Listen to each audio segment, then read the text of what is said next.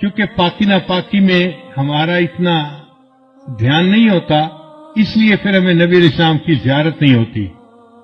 بہت سارے لوگ یہ کوشچن پوچھتے ہیں کہ جی اتنے سالوں سے ہم کوشش کر رہے ہیں کہ ہمیں نبی علیہ السلام کی زیارت نصیب ہو، مگر نہیں ہوتی۔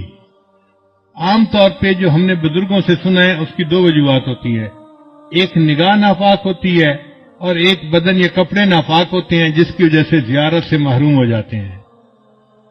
اگر ان دو چیزوں پر محنت کریں تو اللہ تعالیٰ زیارت نصیب جلدی فرما دیں گے۔ نگاہ کا بہت زیادہ پرہیز کریں،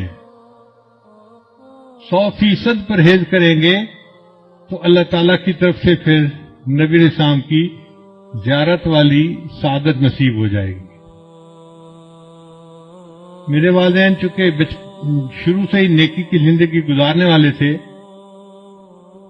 تو میں نے تذکرۃ الاولیاء کتاب 5ویں کلاس میں پڑھی تھی۔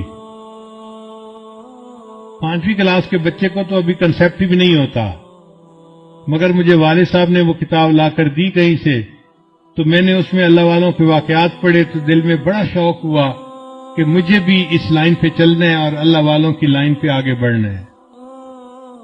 پھر اس میں ایک کتاب میں نے پڑھا کہ نگاہ کا بہت پرہیز کرنا چاہیے، تو چھوٹی عمر میں، ابھی میں بالغ نہیں ہوا تھا، اس عمر سے ہی نگاہ کا پرہیز شروع کر دیا۔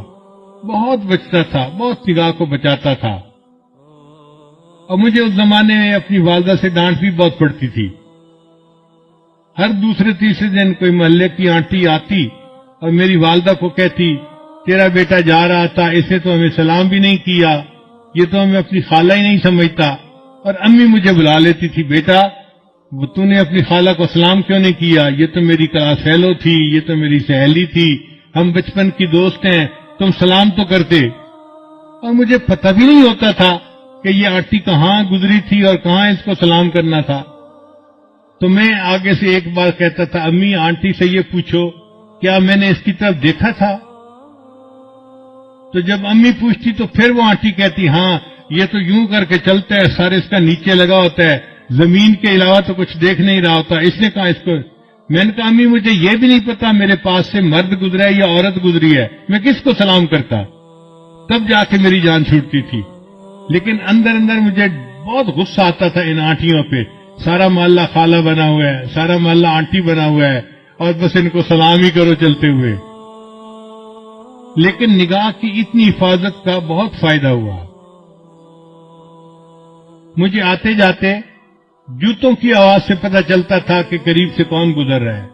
عام طور پہ مردوں کی جوتوں کی آواز اور ہوتی ہے اور عورتوں کے جوتوں کی آواز ڈیفرنٹ ہوتی ہے، اس سے اندازہ ہو جاتا تھا کہ قریب سے گزرا کون ہے، ورنہ کپڑا بھی نہیں دیکھتے تھے کہ قریب گزرنے والا کون تھا۔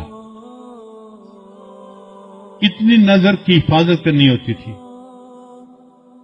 اس پر اللہ رب العزت نے پھر جو مہربانیاں کی وہ اب کیا بتائیں آپ کو۔ ہمارے ایک ساتھی ہیں لاہور کے، ایک دن مجھے کہنے لگے کہ میں آپ کو ایک بات بتاؤں، مجھے حضرت نے بتائی۔ میں نے کہا بتائیں۔ کہنے لگے کہ حضرت نے مجھے بتایا کہ دیکھو اس وقت آپ کسی مسجد میں کھڑے تھے، آپ کی طرف اشارہ کر کے حضرت نے کہا کہ اس بچے کو اس وقت 100 سے زیادہ مرتبہ نبی علیہ السلام کی زیارت ہو چکی ہے۔